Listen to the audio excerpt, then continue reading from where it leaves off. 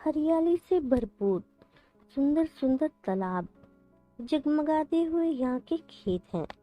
दिन में इतनी अच्छी जगह होने के बावजूद रात में यह गांव बन जाता है एकदम सुनसान जगह। दिन में यह जगह बन जाती है स्वर्ग, रात में फिर नरक। इस गांव का नाम है भूतन। भूतन एक शापित गांव है जहां दिन में लोग फिरते हैं और रात में भूत। आखिर क्यों है ऐसा? बात पुरानी है। रात का समय था। भूतन गांव से एक बारात होकर जा रही थी। भूतन गांव के कुछ लोग शराब पी रहे थे। दरअसल वो लोग भूतन गांव के डाकू थे। उन्होंने उस बारात को देखा तो उन्हें इस बारात को लूटने का विचार आया। उन्होंने बारात को घेर लिया और कहा कि तुम्हारे पास जो कुछ भी हो हमें दे दो, वरना हम तुम सबको मार डालेंगे। बारात वालों को देना मंजूर नहीं था, लेकिन वो करते भी क्या? आखिर मौत का सवाल था, इसलिए उन्होंने अपना सारा धन दे दिया। डाकू वापस लौट रहे थे कि तभी उनकी नजर दुल्हन पर पड़ी। दुल्हन बहुत सुंदर थी, इस कारण डाकू रुके और बारातियों से कहा, हम तुम्हें तभी जाने देंगे जब तुम इस दुल्हन को हमारे हवाले कर दो। बाराती बोली, देखो, हमने तुम्हें सारा धन दे दिया, अब हम तुम्हें दुल्हन नहीं देंगे। डाकू, आखिरी बार कह रहे हैं, मान लो। बाराती, मरना मंजूर है पर दुल्हन नहीं देंगे। तभी डाकुओं को गुस्सा आ जाता है और सभी बारातियों को मार डालते हैं। दुल्हन वहां से भागने की कोशिश करती है पर डाकू उसे पकड़ लेते हैं। दुल्हन चिल्लाने लगती है, बचाओ बचाओ। डाकू, चिल्ला मत वरना मार डालेंगे। दुल्हन, देखो मुझे छोड़ दो। फिर दुल्हन जोर जोर से रोने लगती है पर डाकू उसे नहीं छोड़ते हैं। दुल्हन गुस्से में उन्हें श्राप दे देती है कि तुमने हम सबके शरीर को मारा है, हमारी आत्माओं को नहीं। हमारी आत्माएं इसी गांव में भटकेंगी। यह सुनकर भी डाकू नहीं रुकते और दुल्हन का बलात्कार कर देते हैं। फिर डाकू वहां से चले जाते हैं। दुल्हन शर्म से आत्महत्या कर लेती है। उसके बाद इस गांव में रात के समय इनकी आत्माएं भटकती रहती हैं। वर्तमान समय में इस गांव के हालात बहुत बुरे हैं। यहाँ के लोग डर डर कर जिंदगी जीते हैं। दिन तो आसानी से निकल जाता है, पर रात शुरू होते ही भूतों का खेल शुरू हो जाता है। रात के 9 बजने के बाद सभी गांव वाले घरों के दरवाजे खिड़कियां बंद कर देते हैं। थोड़ी देर बाद इनका दरवाजा बजता है, ठक ठक ठक, और आवाज आती है, दरवाजा खोलो, मुझे अंदर आना है। फिर हंसी की आवाज आती है।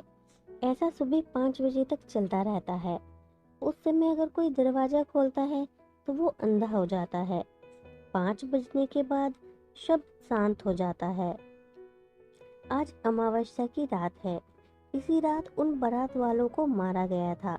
इस रात उन भूतों की शक्तियां बढ़ जाती हैं। गांव वालों का मानना है कि इस रात ही वो दुल्हन आती है और किसी एक गांव वाले को मारकर चली जाती है। अभी वक्त सुबह का है। गांव वालों में अभी डर का माहौल है। सभी सोच रहे हैं कि आज कौन मरेगा। तभी गांव में एक वैन आती है। उस वैन से 6 आदमी उतरते हैं। महेश, तो यह है भूतन गांव जहां रात को भूत फिरते हैं। राहुल, आज भूतों का वीडियो बनाने में मजा आएगा। राजीव, भूत प्रेत कुछ नहीं होते, यह बस इस गांव का अंधविश्वास है। नेहा, जो कि एक रिपोर्टर है, आज हम इस अंधविश्वास को खत्म कर ही लेंगे। सावित्री, मानो या ना मानो, इस गांव में भूत जरूर हैं। अभी वापस चलते हैं, अच्छा रहेगा। महेश, अरे सावित्री, तुम इतना भूतों से क्यों डरती हो? धैर्य रखो, सब अच्छा हो जाएगा। इन सब ने एक घर एक रात के लिए किराए पर ले लिया और अभी यह सब उस घर की तरफ जा रहे हैं। पैदल चलते चलते सभी गांव का सुंदर नजारा देखते जा रहे हैं। नेहा, इतने सुंदर गांव में भूत, मुझे यकीन नहीं होता। राजीव, सब बकवास है, कोई भूत वूत नहीं है। सावित्री, मेरी बात मानो, भूत होते हैं। सभी सावित्री पर हंसने लगते हैं। सभी, हा हा हा। अरे सावित्री, तुम भी ना। फिर वो लोग किराए के घर में पहुंच जाते हैं। दरवाजा खटखटाते हैं। एक आदमी दरवाजा खोलता है। दरअसल यह आदमी मकान मालिक है, सांथन। अंदर आइए। सभी अंदर जाते हैं। सभी बैठ जाते हैं। सांथन पुकारता हुआ, तुलसी, इनके लिए चाय लेकर आना। तुलसी चाय लेकर आती है। सभी चाय लेते हैं और बातें करते हैं। सांथन, वैसे आप किसकी शूटिंग करने आए हैं? महेश, हमने सुना है कि आपके गांव में रात्रि के समय भूत फिरते हैं। सांथन डरता हुआ, हाँ, इसका मतलब आप भूतों की नेहा, सही समझे सर। सांथन के हाथ में चाय का कप था, जो नेहा की बात सुनकर छूट जाता है। तुलसी कांपता हुआ, क्या पागल हो गई हो क्या? सावित्री डरती हुई, मैंने कहा था ना, इस गांव में भूत हैं। राजीव, देखिए, भूत है या नहीं है, यह आज रात पता चल जाएगा।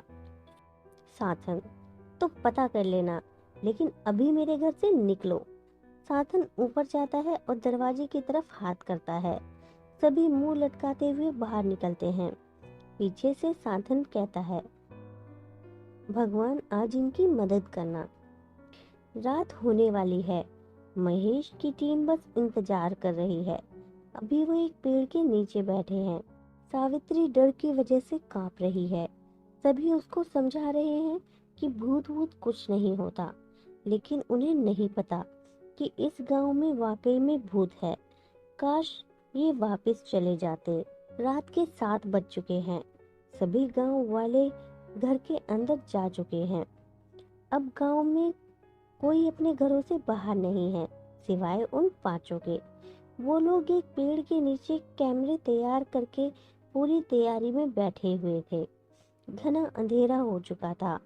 समय ढलता जा रहा था। अब रात के 12 बज चुके थे। तभी उन्हें एक आवाज सुनाई दी। नजरें उठाकर देखते हैं तो एक रास्ते से कुछ लोग आ रहे थे तथा एक पालकी में एक दुल्हन बैठी हुई है। आगे एक घोड़े पर दूल्हा बैठा हुआ है। दिखने में कोई 500 साल पुरानी बारात लग रही थी। यह देखकर उन्हें यकीन नहीं हुआ। सावित्री, देखा, यह वही बारात है। महेश, नहीं, ऐसा नहीं हो सकता। चलो इनके पास जाते हैं। फिर वो लोग धीरे धीरे उस बारात के पास जाते हैं। दिखने में सभी सामान्य इंसान ही लग रहे थे। उन्हें देखकर महेश बोलता है, सुनिए, आप कौन हैं और कहाँ जा रहे हैं? बारात में कोई कुछ नहीं बोलता है। बारात आगे बढ़ती जा रही थी। वो लोग भी उनके साथ साथ चल रहे थे। महेश एक बार फिर बोला, आप कौन हो? लेकिन कोई जवाब नहीं मिला। फिर महेश को थोड़ा थोड़ा डर लगने लगा। फिर भी महेश एक बार फिर जोर से बोला। तभी पालकी में बैठी दुल्हन हंसने लगी। फिर बाकी भूत भी हंसने लगे। यह देखकर वह 5 आपस में चिपक गए और सावित्री तो डर की वजह से चीख पड़ी। भूत अभी भी हंस रहे थे और हंसते हंसते भूतों का पूरा हुलिया ही बदल गया।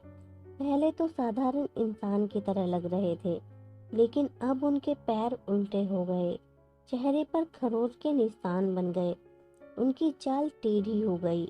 उन 5 के हाल बुरे थे। यह देखकर सभी साथन के घर की तरफ भागने लगे। वो लोग साथन के घर पहुंचे और दरवाजा खटखटाने लगे। उस समय साथन भी डर की वजह से सोया नहीं था। जब उसने आवाज सुनी तो उसे लगा कि वह दुल्हन आ गई है।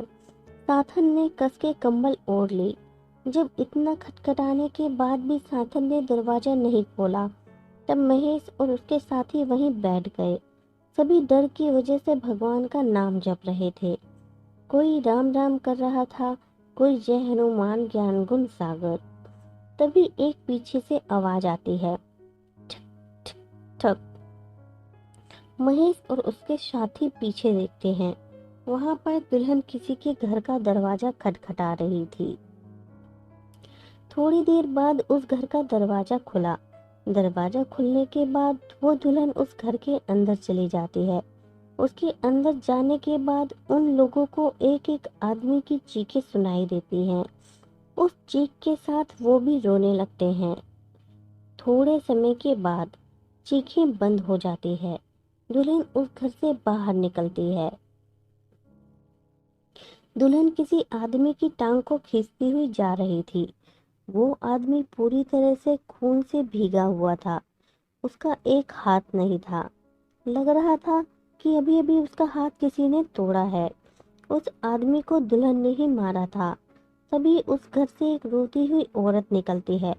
यह औरत उस मरे हुए आदमी की पत्नी है, जो अपने पति को बचाने के लिए उस दुल्हन के पीछे रोती हुई जा रही है। लेकिन उसको यह नहीं पता कि आज उसकी भी आखिरी रात है।